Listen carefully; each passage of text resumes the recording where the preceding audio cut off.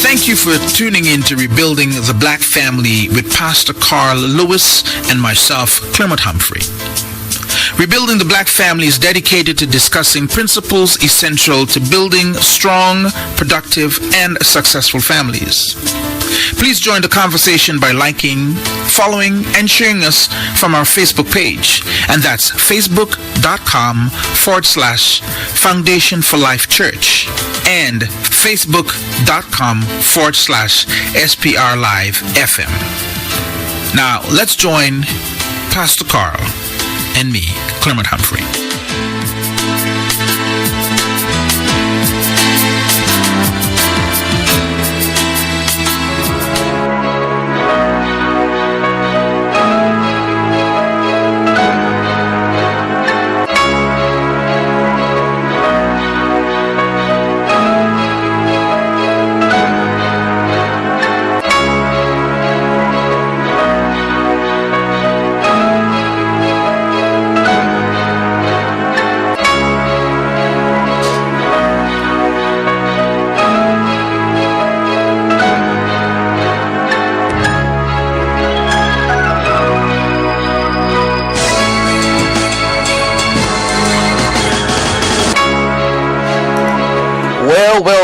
Well, we want to welcome each and every one of you right here to Streaming Praise Radio, and I know everything was working absolutely wonderfully well earlier. I'm not sure what that was about, but we are good. So we're just going to leave that as is and continue to broadcast. I think that's it. Well, good afternoon, sir. How are you doing today? Very good. And yourself? I am doing well. Are you hearing yourself properly? Yeah, I can hear myself. Okay. Just a little bit of a ting in the background there. Okay, there we go. So we got what's actually going on. From that point, they just found him on the weekend. So it was sad, very sad, I should say, very sad scenario that he is now deceased.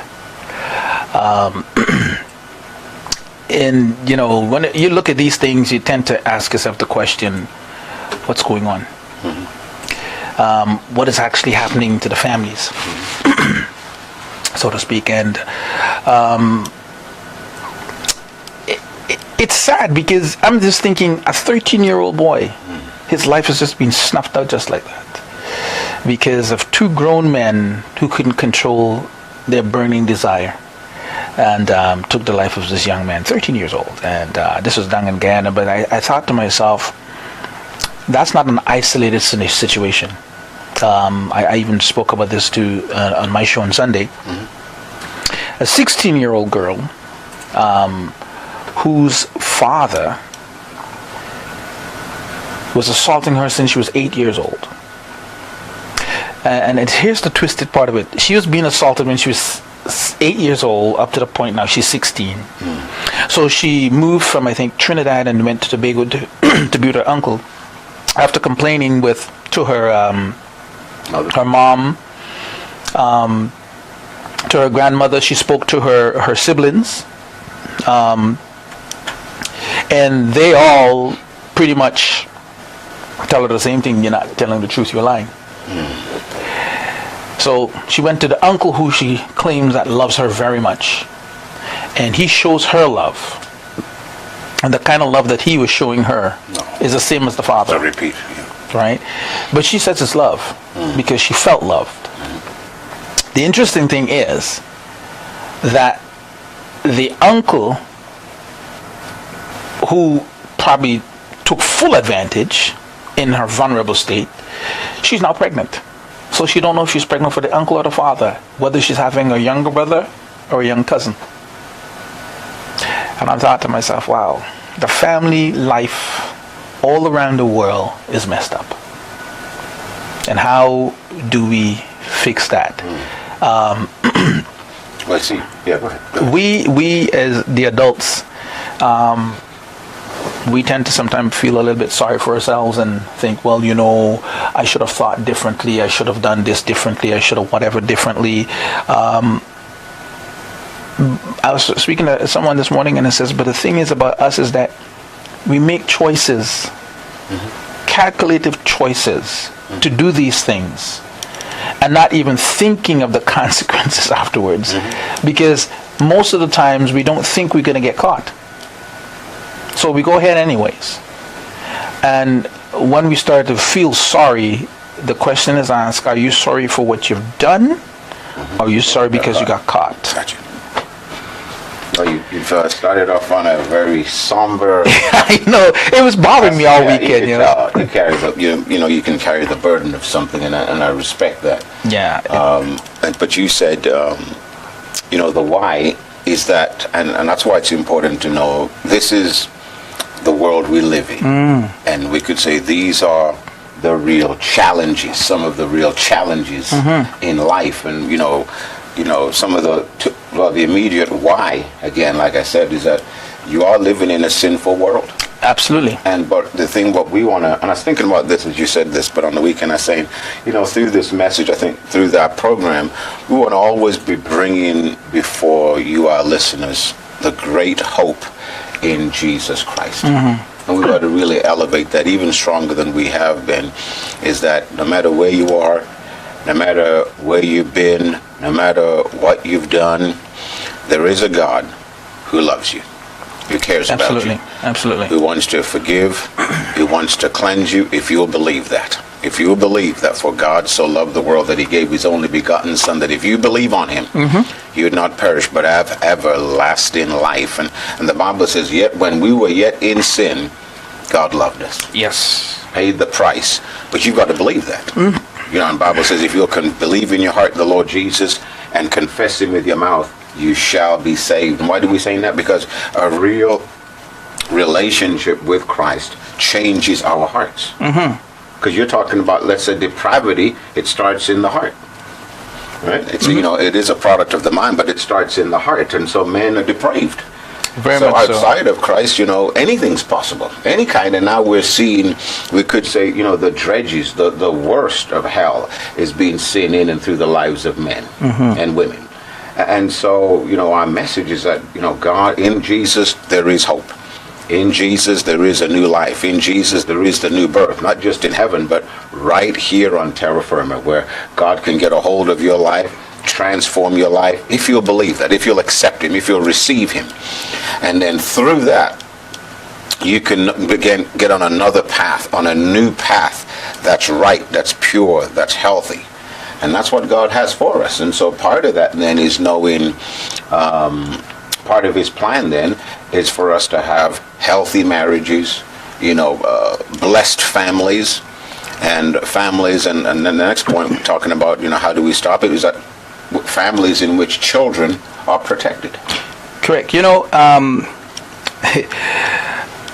I was talking to someone in the weekend, and they said, I know you guys are speaking about marriages and things like that, but what if I don't want to be married? What if I want to live my life as a single life? And it says, and you can have a healthy single life. I said, I told her, and I hope that you'll. I hope I did the right thing. I told her, I said, marriage is just one part of a human relationship. You have to have a healthy relationship with anyone, period. And some people are single but still don't have healthy relationships. That's very good. Yeah. So I said, it's okay if you want to be single, but can you have healthy relationships with people around you? You have siblings, you have family members, you have your church family members. The bottom line is, do you have a healthy relationship? And she said, well, okay, I just want to be sure, because, I choose not to be, because, I don't find a man out there who's good enough for me. I started laughing at that point. Well, remember, we talked about this, I don't know, it's a couple months ago. We started by talking about being single. Remember, I did a series on that. It's on my, it's on our website. It's played on Streaming Praise Radio. Being single, I'm loving it. Yes, I know. And so the answer to that young woman who mentioned that is this: we talked about Adam. It didn't say that he was lonely. No, he said he was alone. Alone. Yeah. So meaning that he didn't have anyone in his kind or of his kind. That's right. So so the giraffe had a giraffe, the lion had a lioness, and Adam didn't have anyone who was in his kind, in his class. Right. And so he was alone, missing companionship, missing someone of his kind to fellowship and talk with. Exactly. And so we talked about that you need, even before you get married, if you choose to get married, you should be a whole person. And so we spent, I believe, a lot of time talking about what that means. In fact, you shouldn't be married until you're whole. That's what we're saying. Yes. So yes, of course you can go on as long as that's fine for you. But we got to mention what the Apostle Paul mentioned, that we could say singleness is also a gift. It is. Right. It so is. some people, they're okay with it. They're fine. They're suited for that. Other people, they're more suited for marriage. I remember having a conversation with someone 3 or 4 weeks ago that says, I really don't want to be married, but I don't like being alone. And I said, okay, so would you settle for a dog then? No, I was very serious about it. Would you settle for a dog if you don't want to be alone? Because dogs are very good companions, right? Because you don't want to get married, but you don't want to be alone. Gotcha. And, well, I don't like dogs either. I said, what about cats? Well, I don't know. I'm kind of nervous about it. I said, then you have to make up your mind and ask God what it is you really need for your life. Because you don't want to be married, and you don't want to be alone. Obviously, you're battling something else, or you're dealing with something else, and that's why you're saying you don't want a dog, and you don't want a cat, but you don't want to be alone, but yet you don't want to be married. So what are you trying to say? What are you alluding to, right? Yeah. Eventually, the conversation end. Maybe I should think about getting a dog. Dog would treat me a lot better and love me better than thing. I'm thinking, well, there you go. But then again, that's another. Maybe that person, there's some challenges. There's some issues there. There's some issues, but I know. But it's where they come across. I guess they were trying. Listen, I got these people who will talk to me afterwards about the show, okay? And they'll throw something there. So you guys need to come on. You guys can come on. For those of you locked into Facebook, or even you want to call us here in the studio, you can. And the number I should be doing this a little bit more. It's 905-566. 1826, and if you choose you want to call and ask a question, by all means you'll hear the phone ringing, but that's okay. We will answer your call and we tell you, hey, what is your question? What is the question you want to ask? Pastor Carl is more than equipped, or type it on Facebook as well. But Pastor Carl is more than equipped and able to answer your question. You don't want me to answer your question. Oh my goodness. You don't want me to answer your question, but it's good. We thank the listeners for locking into Streaming Praise Radio once again. But before, I have to do this very quickly, and I tell myself that I'm going to be doing this every week. I want to introduce something to us from Pastor Carl. Hang on one second. Have to do this. I put it here and I keep forgetting that I need to bring it. Can you tell the folks about this again? Oh, okay, sure. So, thank you, Clement. So, Foundation for Leaders 101 is a book, really a manual that the Lord gave us, or allowed us to write. It's designed to prepare local church leaders, and our objective is to contribute to the development of high quality, trustworthy leaders of integrity, supportive ministry. So if you call yourself a leader, you see yourself as a leader in the local church, and if you're leading the local church, normally you're a leader in the home as well as in your business, in your company.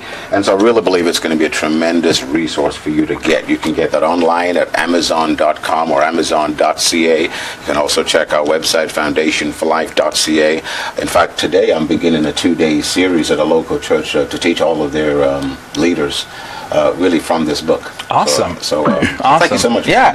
And the thing about this book, I have to say, folks, there's I don't want to say a new organization. There's a new company.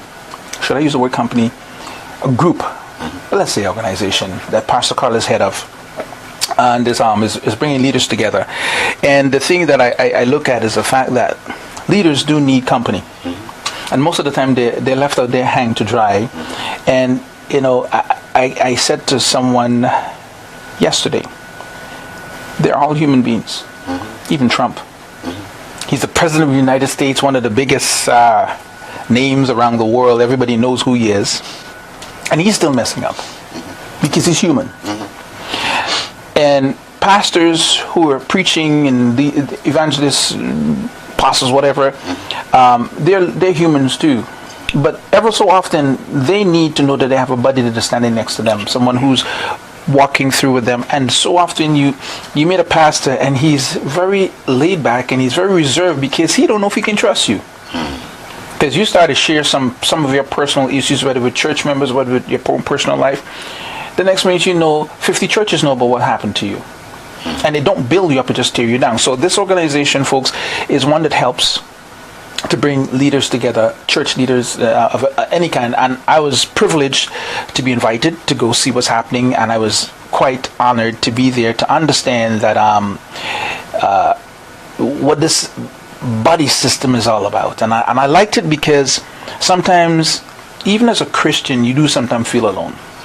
Because you talk to one Christian person and it's like you're talking to CNN or BBC News. It's everybody else's news after you talk to them about it, So pretty much that's something that I enjoyed, and I'm glad that you step ahead and did that. It's needed. It's needed. Well, you're talking about Foundation for Life Ministerial Association. There you go. And our Ministerial Fellowship that we started last week, and so we're going to build on that. But, you mentioned something that we all, the local church really is a family.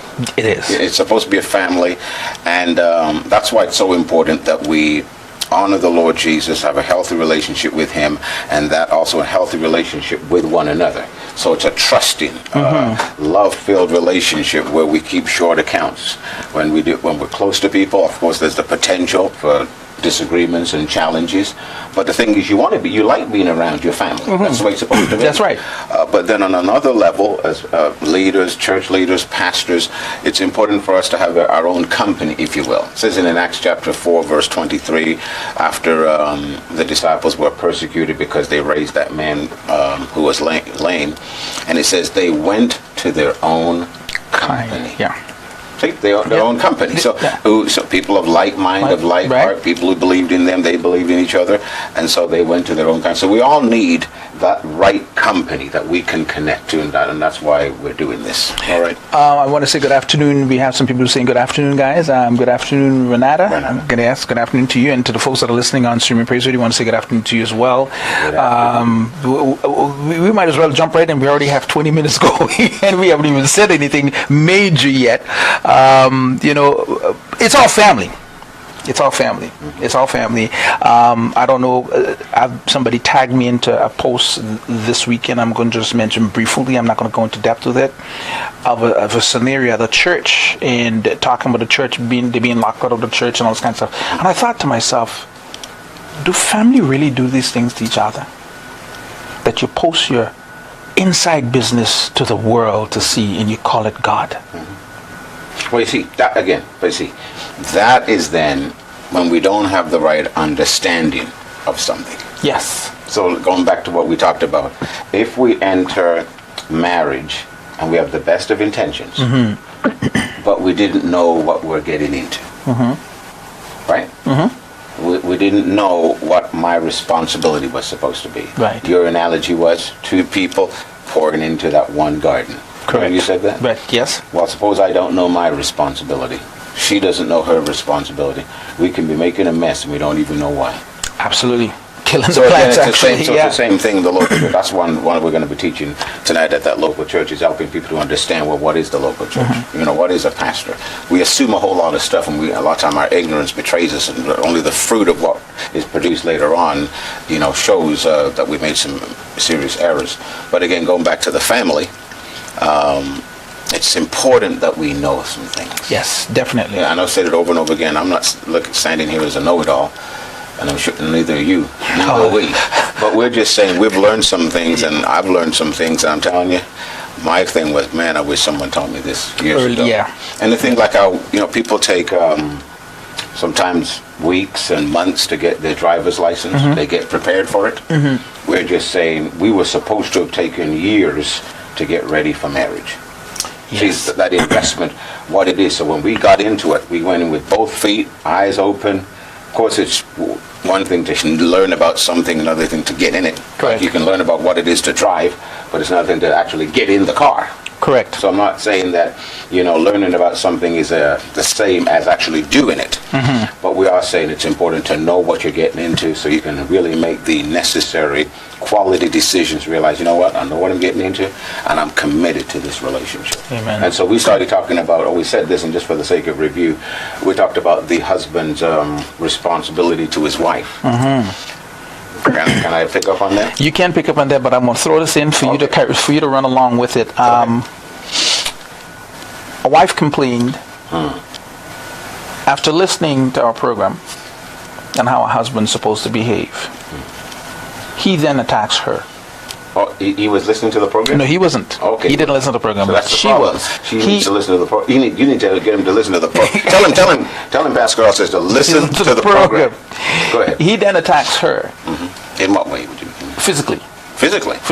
Okay, that's another. Okay, we're going to get into that. Go ahead. So I didn't want to go. What's your question? I have, my thing is, I have a line that I draw. Yeah, what's the question? If you put your hand on a woman, she needs to go her direction. Exactly. Yeah, go right? ahead. My question is, what would you say about that? Did I say the right thing? I says, man, if he puts his hand on you once, he's going to do it again. Yeah, see now. You just need to go. Again. Right. Let's go back to that. I kind of addressed some of that even recently in another meeting. Here again, if we were truly prepared, we live in a society, and this is a very good point you brought up, and we'll spend some time on that today. We live in a time where even legislation's been made and different things to try to lessen the burden on women in the area of them being victims of abuse. Right. And this has been really critical at this time. And in many cases, the church has added to that because of its stance. And I'm going to say this. Its stance has been this. You asked me this, right? The stance has been this. Hear me. So the church has said, okay, you know what? The husband's the head of the wife, and you're supposed to listen to him. Now listen, you've never heard us say that. And I want you to know there's a clear distinction between what we teach and what they teach, or other people. So the church says this now. I'm talking institutionally and for, hundreds of years. So it's like the husband, he's the head, so we've set him up as the dictator. So you do what he says, doesn't matter what he says, you do it. And you got to understand, in the far right mentality, it's this. The man is the head, he is the dictator, he is supreme. You've got to follow him no matter what. Now, we never said that. The Bible does not teach that. Now, where that line of thinking is this then, if the man slaps you and beats you around, sure, you might have made a mistake. Might have been your fault. Well, you can't find any of that in the Bible. Right. And then, so now, you know what? Now think about this. We can always go back. What did Jesus say? The Apostle Paul said, husbands, love your wives as Christ loved the church. Correct. Is Jesus an abuser? Never was. No. Is he demeaning? Never was. Is he an oppressor? Never was. Does he enslave you? Never did. No. Oh, another one. Does he make you, here's a big one, do things against your will? He's a gentleman. See that? So you understand this now. So I'm just laying all of that to get to where I'm getting to. Right. So the thing is this. All of this stuff, even a lot of the abuse that's condoned by Christians and churches, it either shows our complete insensitivity, or our lack of knowledge of Scripture. You can't validate it. So I'm getting back to this. If a man lays his hand on a wife, I'm telling you, that's the beginning of abuse. That's one of those non-negotiables where you cannot allow that. Because if he does that, if he allows that in his life, then that's usually the beginning. Yeah. And if he has no remorse about it, and he has no accountability to bring him into a place of, man, I'm really sorry, man, I made a mistake, I am so sorry. If he doesn't have that commensurate submission, man, I am so sorry, man, I violated my wife, I am so sorry I hurt you. If he has no remorse, no repentance, and I'm not just talking about remorse, but a real sense of repentance, and let me tell you what this includes. That means he's willing to be accountable. That means you can't keep this in hiding. That means if he calls himself a Christian, then he should go to his pastors or some leader, hold himself accountable. If he's not, go to someone else. In other words, this marriage is so important. Your life is so important. We've got to address this. Yeah. And the thing was, I'm telling you what I've done, because I've told women, no, you can't stay in a place of abuse. No, you can't. So I've never said. Yeah. And the thing is this, and some people say, well, you're speaking against me. No, I'm not. Because the thing is this. Suppose that woman stays in that relationship, gets beaten up, covers it up. But then a month from now, a year from now, breaks a bone. Or even dies. That's what I was going to get to. Or even dies. That means we're a party to that. Yes. And so we can't, so these things here, they get covered over, oftentimes because of our pride and shame. We understand that, and that's a terrible thing to go through. But I'm telling you, no woman is supposed to be subjected to that kind of abuse from a man. That's not, I'm telling you, and the worst thing is this. I'll tell you what, another worst thing is this. Even, I'm not saying worse, but another level of that is this. If there are children, consider this. We could call them secondary or primary victims, because now, if they're witnessing this, you could be creating another abuser. Yes. Absolutely. Or another victim. A victim, that's true. One of the two. Because women, let's say, another little girl seeing that. That's how daddy did it, so maybe I'm supposed to be And there. then women have to remember this. You can't believe the lie that, you know what, that's the way he is. And, you know, he really does love me. I'm just saying, a lot of this stuff comes in. Yeah. No, you're better off at putting a pause button on the continued relationship, putting it on stop, and addressing this stuff. If the man's not willing to find out, well, you know what, I've crossed a serious line here. I've raised my hand against my wife. Yeah. See, now, just that alone tells us we're not serious enough about this. And as a church, telling people, no, go back in there. Stay, that means, you know what we're really saying? Go back in there and get beaten up.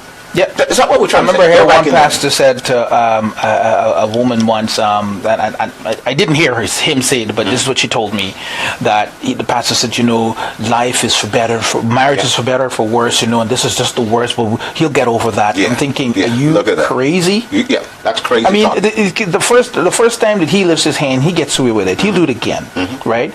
Then he pretty much beats you into submission and quietness, and you silently take the abuse, right? What that shows then, even that, it shows again the church's complicity in that. Right.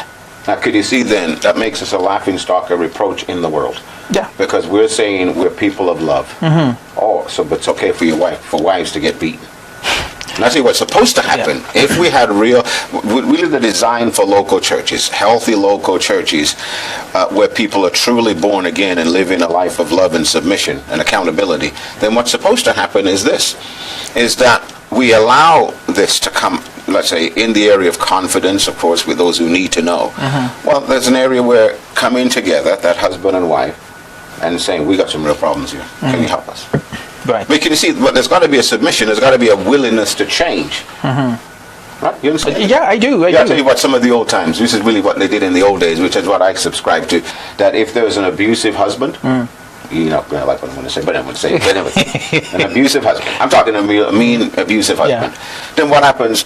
The 10 men in the church, they find out about it. The pastor, they don't know about it. So they take this guy in the garage or in a closed area. We call it the cane field. Okay, that sounds even better. And so we take care of him. Yeah. We lay some good hits on him. Yeah. And so this is how she feels. Well, this is how you're going to feel, but it's going to be worse.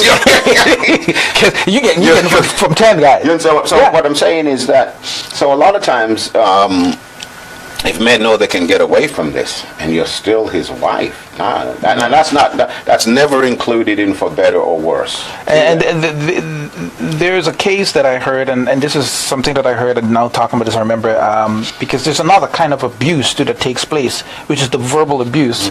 You're stupid, you're no good, you're out of fat, you're too skinny, you're ugly, and it puts women into depressed mood or depressed state, and they begin to actually believe it's true. So when you go and you talk to somebody, because I do know someone that feels that way until now, feels she's not even a good mother, right? So I've been talking to her about it, and I says, listen, man, the mere fact that you have to take care of 3 children on your own, and you're doing such a fabulous job, it tells me how strong you are. You're a beautiful person, right? You're a great mother. The mere fact that you have to deal with all these different things, yet take care of the children, you know, you're an awesome mom. And you're an awesome woman. But her mental state has been so beaten down by this husband who actually saying to her, you're stupid, you're no good, you're ugly, who's going to want you? You have 3 children, even if I leave, you walk away from me, who's going to want you? I'm thinking, are you kidding me?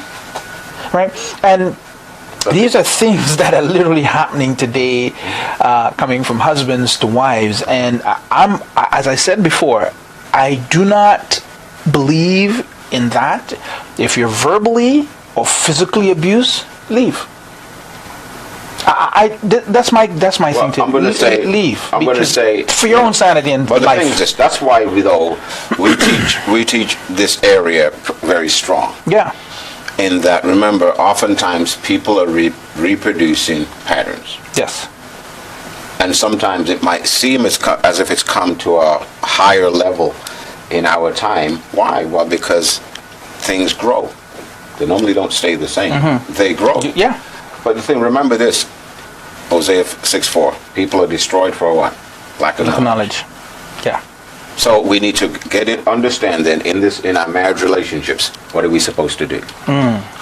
What's our responsibility?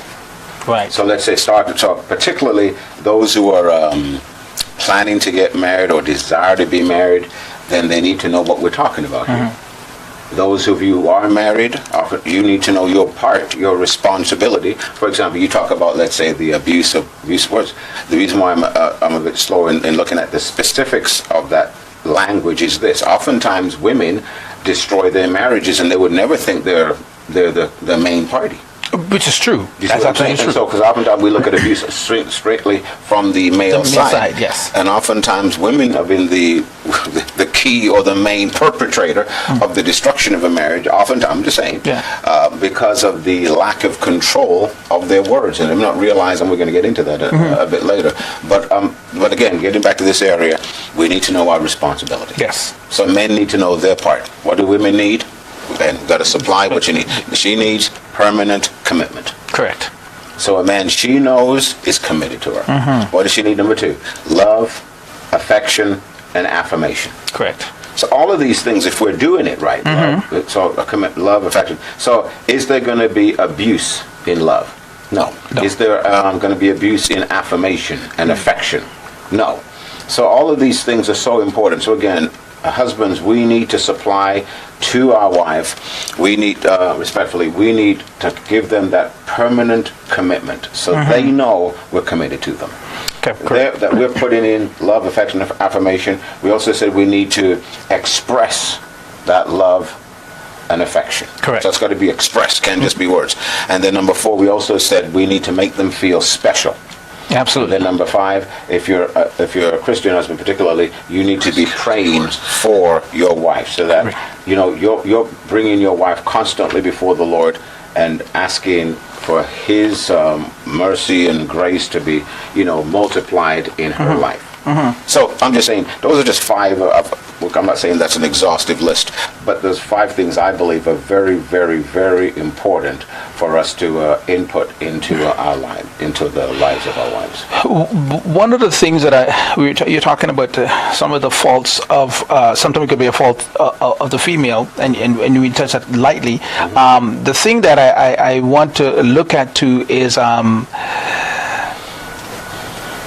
for every one of these marriages that I have seen, and I've been following this closely because we talked about it at the beginning of our programs, of making sure that you make the right choice. Men need to know that they found their wives, and women need to be preparing for their husbands. It was never the other way around. I'm going to look for a man, I'm looking for a husband, or I need to find me a man. That was never the call on your life. Women need to prepare themselves. And often cases when I see situations like this, especially with women, it's a case of how they enter the relationship even with men too, it is never that they found. It's just a convenience thing. Especially for women, they get caught up in a certain situation, and so they get married, and then they find themselves in this thing now, trying to make it work and thinking, is it my fault? Well, a little bit of it is your fault because you made the wrong choice. First of all, you said yes when you shouldn't have said yes, or you get caught in a situation where probably you were pregnant and you decide, so to hide the shame, What you're talking, I think that's really a good point, is that good relationships start with a choice. With a choice. Right? Yes. That would be a right choice. It has to be. So you really touched on a very good point, because oftentimes, if I hear you correctly, many relationships began, in one sense, there were choices, yes, but they were, I'm trying to say how to say this right, there were choices that were almost, we could say, made for them. Correct. It wasn't really like a decision or an actual decision that they made, that this is what I want, this is what I'm creating. Right. You see that? That's probably maybe a better way to say it. So I hear you. I like this. We should say so. Every relationship begins with a choice. And so if we want to strengthen that, we're going to make sure that it's the right choice. And that you said this, so we're prepared. You've used your singleness correctly to make sure that you're whole, that you're unique, that you're special, that you know all of that, you know the direction for your life, you know your own unique purpose, you're established in that, male and female. Exactly. And so that when you're looking at this person, I like the word you use, I believe, in paraphrasing you, in that, do you see this man as a husband or a boyfriend? Yes. Guys, do you see this girl as a wife or your girlfriend? Or a girlfriend? And so, if you don't see her as a wife, why are you continuing the relationship in that direction? There was a case, and I think it was made as a joke in front of me because they heard me say this many times. Two young people were joking around and fooling around. They says, maybe we should get married so we don't have to do this thing illegally. I'm like, and they started busting out laughing because they know. But the thing is, that's what some young people get involved in. They started off as friends and so forth. Even adults do it. This is an amazing thing. Adults do it. They find themselves in a relationship, go out for a couple of coffee here and there, and then the emotions start to play, and they know all those nice, tingly, fuzzy feelings are getting inside, and they think, well, we can't do this because we're Christians. Maybe we should get married and then we're free to do what we want to do. No! Don't do that. Now, see, if you do that, then I say now, if you, I call that you're crossing over, you're violating your spirit. Yeah. So I was saying this in another place, is that when you meet someone and you're saying, I think maybe I wonder if I should marry that person. Inside of you, you'll have a knowing. And it's pretty easy. You'll know on the inside. It's a yes or a no. Like I said, do you see them as a boyfriend or a husband? You see her as a wife or as a boyfriend or as a girlfriend? And you'll have a knowing. The thing is this, though, if you violate that, you can violate that knowing. You know it on the inside. Yeah. So suppose no, that's the wrong person. I don't see that person. But then you continue to relate to that person. You start sharing vision, dreams, heartbreaks, emotions. You start sharing all of that stuff. Yeah. Then if you go further and become intimate with that person, then you got to understand what you've done now. Now there's an intermingling.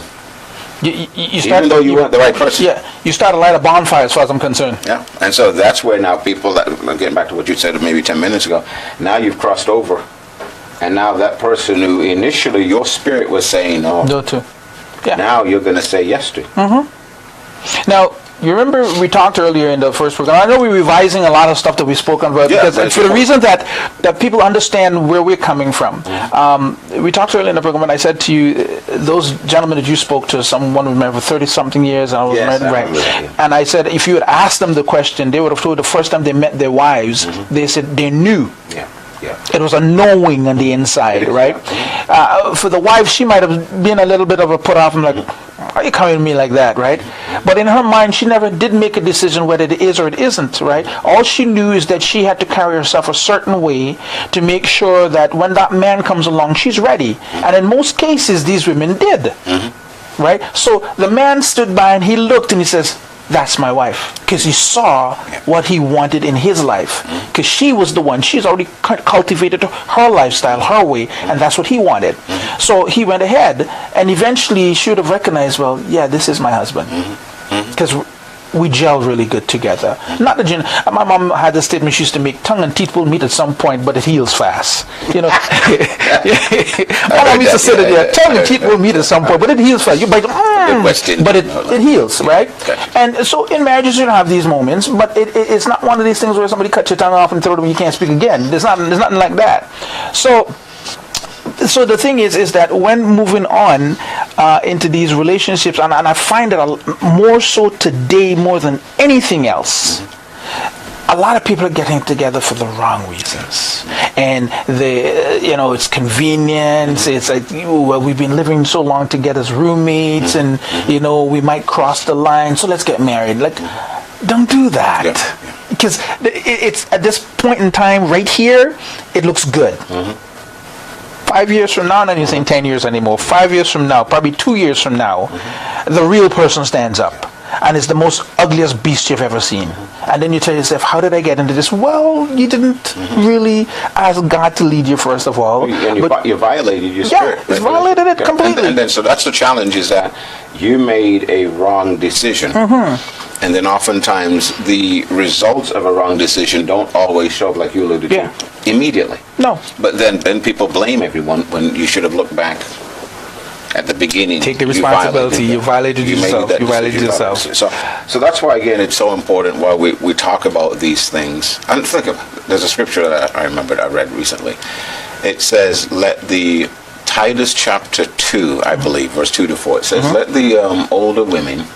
Yeah, I know what you're saying. It's a great scripture. It says, the older women teach the younger women, younger wives, to love their husbands and to train their children so that they be self-controlled. Isn't that interesting? Yeah. And it talks about the older men, of course, being an example to younger men. Yes. Now that's an important thing.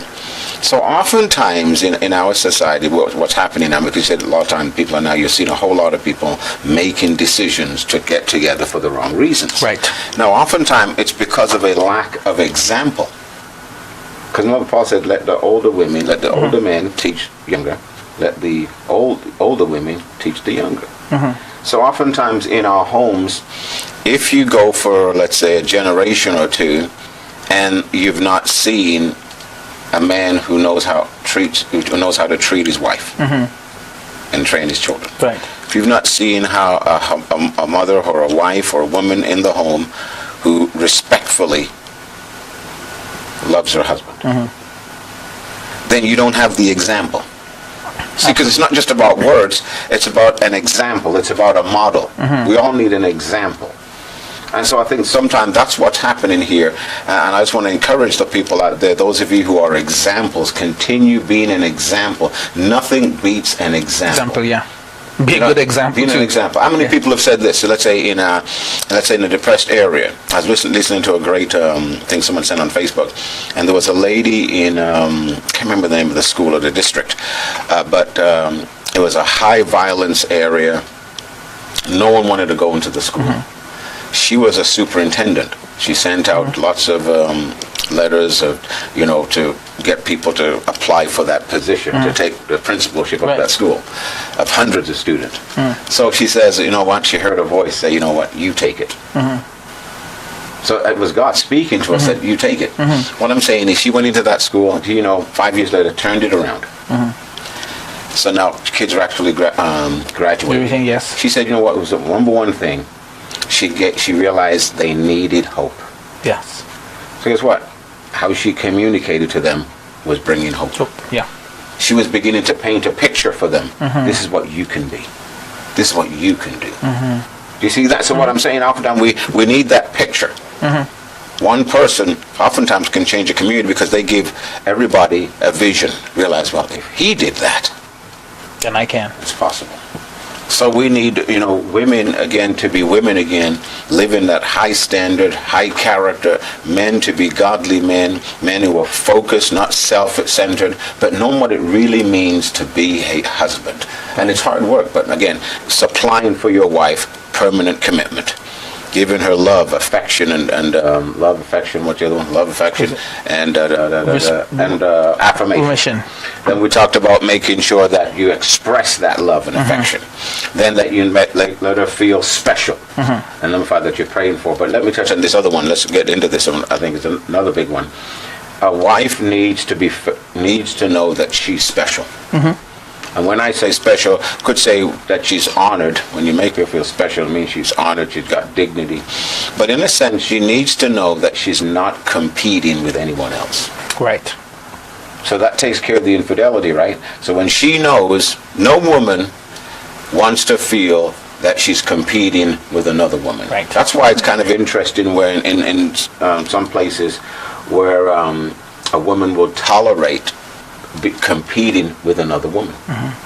So we teach our girls, you teach girls that, what, if you feel that you have to compete for a guy, forget it.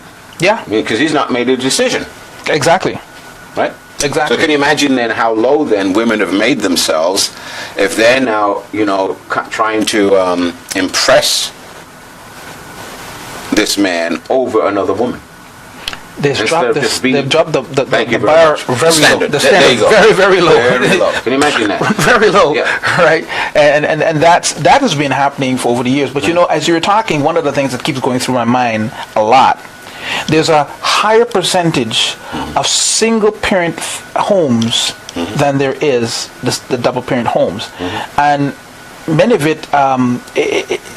So that creates. It's a repeat. Yes, of course. So you're going to. That's what we're saying now. That's a good example. Yeah. That if you have that, then, and so I know we're going over a little place today, but it's real good.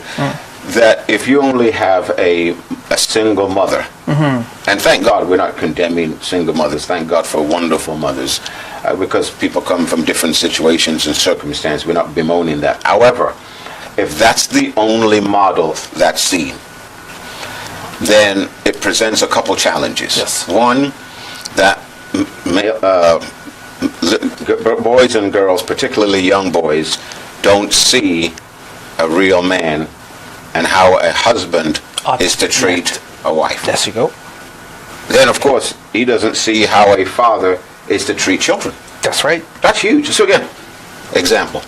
There's no model in front of you. Yeah. Then, of course, you double it by saying then the girls in that family, they don't know what it is. They don't see what it is. How should a man treat a woman? Yeah. And oftentimes what's going to happen? They'll replicate the same thing. Why? That's all they've seen. And that brings me to this point. Yes. And moms, understand it's just a principle. I'm not knocking you. A home where there's a single father raising girl and boy is the better parent. But men don't know that. Men run from that responsibility. Because the daughter will know how to be treated by how her father's treating her. That's good. The son will learn how to treat his sister, or how he ought to treat his sister as a woman. She will then recognize, if my brother and father treats me this way, I'm not taking no man who's going to brutalize me, speak down to me, mentally abuse me. I'm going to look for a man who's just like my brother, like my father. It changes the dynamics right away. But can you see the older thought there? Because I don't leave that. Yeah. Can you see then, staying with that same thought, with the man in the home, one of his primary functions is protector. There you go. So right there when you said that, I thought, so God's put that man in, there's a protector, but also, can you imagine, there's got to be a pride and a dignity that the children that you help to bring into this world, you have a responsibility. Correct. So can you imagine then that men who don't take on that responsibility or just leave it altogether? I mean, that's really low. Very low. And so so going back to the home, can you imagine sons seen and daughters seen by the presence of their father, someone who loves me, and one of the ways it's showing, they're going to see to my protection. I'll tell you this quick story as we're wrapping up slowly, because the time is moving away from us. How fast? Very fast. It moves very fast, and I don't know what happened. This African woman, actually the African man, spoke about his mother. He said, I grew up with a father who was never in the house because he was dead, physically. He said, but my mother did the most fabulous thing to to raise me as a man child. Because whenever she spoke, she never got married again. She raised her children after the father died. And she said, your father would do this. Your father would say this. So he always has this image of his father doing these things. Yeah. And he so much wanted to be like his dad, because these things were great things his mother was saying to him. Yeah. He wants to be as great as his dad. Now, he said, I didn't know if my dad really was that person, and mom was decided, she says, yes he was, right? He was that kind of person. And he turned to he had 3 little sisters, and she would say to the sisters, your dad would say this to me as his wife, and he would treat me this way as his wife. And I thought, what a fabulous way as a parent, as a mother, how she raised her children, the 1 boy and 3 girls, as if the father was still there, but she kept his spirit alive because of the type of man he was in her life. That she passed that information on to her son in such a real, impressed way that he wanted so much to be like his father, because he kept hearing, your father did this, and your father would say this, and this is how your father thought, and this is what the dream your father had for you. That's powerful. And I thought, I was listening to him talking like, I've never heard that before, but that's awesome. That is great. That is great. Right? You know what? I've been looking for it all week to try to bring it up to you, and I cannot find it. I accidentally bumped into it. I think it was on YouTube or something. I was going to, and he was talking about, growing up with a father who was not there because he was dead. Powerful. I'm just so glad you finished the program on that note. It was awesome. You know what that speaks to? Yeah. When you were saying that, I'm thinking, it's just so excellent. But what she was doing, she was presenting to those children, and to that young man particularly, the unity of them, of them both. Yes, even though he was there. That he wasn't there. But see the unity? She was speaking for him, though he's dead. Oh, that's just powerful. So can you see then, oftentimes what divides children and also hurts them into the future is the division of parents. So one parent is speaking one thing, another parent is speaking another thing, and oftentimes it's putting one against the other. When I heard that, I was hearing one parent speaking, we could say, for 2 people, but it was a singular voice. I just love that. So it fostered unity. Where I got it from is the movie that you told me about. She was the Queen of Katwa. Yeah. Yes. And I was looking at it, and I was following through some other stuff, and that's when I came across this stuff, right? Because even Queen of Katwa, that mother did the same thing for her children. She did absolutely everything possible she could for her children, because in the end, I would say to any mother, don't bash the fathers in front of your children, because one day you'll have to give an account for that. But she did this mother did what she can for this gentleman that is dead and gone. And the image that she created in her children was so high and so profound that there's no way they can be anything else but the best. And they were, because I think he was, if he wasn't a minister, the daughter was, but one of them was a doctor. That's excellent. You know, when you said this, we've got to say this, that because you're talking, there's been wonderful single mothers. What you're saying there, it matters how you speak about the children's father. And that even though he might have been, let's suppose he's a terrible man, you speaking about him badly, think about this now. You're doing that oftentimes because of your hurt. Right.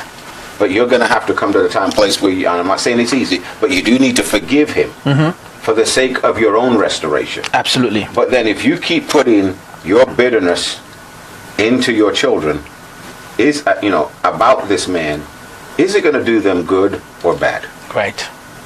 Only bad can come of it. So you've got to quit that, get some discipline. I'm telling you, forgive the man, let him go. He's out of your life. You've moved on, but you're going to have to find the very best so that you're inputting into those children the very best. Exactly. So that's a great point, man. Yeah, it is. I mean, I was looking for it, and then it went out of my mind. And now as we talking, I said, I was doing something I couldn't remember. Then it came back to me. But this gentleman was talking about his mother, and he says, I don't know if my dad was like that or not, but my mom's so impressed in our hearts and our minds. He said, and then he was speaking as heavier. I don't know, because if my mother was telling me these things, and I believe her. And she's in the other side. Yes, it's true. Yes, it's true. You know, he was like that. He was a great man. And he's saying, well, my mama taught me this stuff, and I worked accordingly to my dad's expectations. Beautiful. And I thought to myself, wow, this is awesome. And the sister on the other side says, Dad was a great man that I'd have never seen. Look at that. And so it does tell you that even single mothers, yes, that must be really challenging. But it shows your life, your example, Right. your teaching. Right. Your example before those children can be the difference between their success or failure. Absolutely. So Absolutely. So we just encourage you today, whatever stage you're in right now, lift your head up, trust God. You know, depend upon Him. He's never going to fail you. You're not alone, and we just believe with you that you continue to raise those children that God's given to you, and bless them. Speak good things. Speak positive words. Speak grace and blessing, and surround them with love and faith. Let them know you believe in them and that they can do great things in this world. Before we leave, I want to give this, I don't know if it's a testimony or things like that. It's something that's been burning in my heart for the last 3 weeks. I remember when I just got saved and, surrendered my life to Christ. I was a young Christian then, zealous and want to tell the whole world about Christ, right? Even giving tracts out back home and sharing it with people and being so persistent. You got to take the tract, you got to take the tract. Move up to Canada, and that drifted.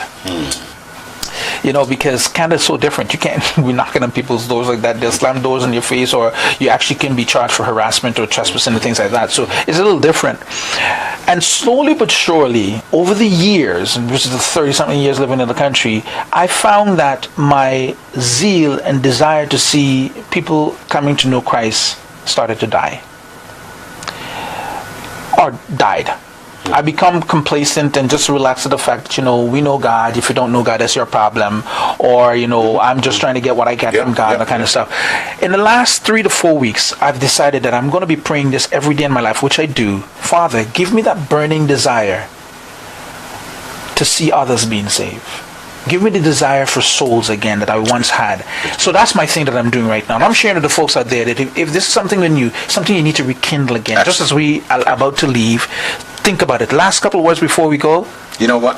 We're going to pick up on that same point next week. Right. Because that's the same thing Lord's been doing with my heart. About that really we need to be making sure that we're winning the lost. Amen. So, God bless you. God bless you. Until next time. My name is Claremont. I'm Pastor Carl. And we'll see you next week. Thank you for joining us today on Rebuilding the Black Family with Pastor Carl Lewis and myself, Claremont Humphrey. We trust you found this program helpful. Please give us your feedback on our Facebook page, Foundation for Life Church. Also, visit us at foundationforlife.ca, where you will find some free life-building resources. Join us next time for another edition of Rebuilding the Black Family. Until then, build your life and family on the sure foundation of Jesus Christ.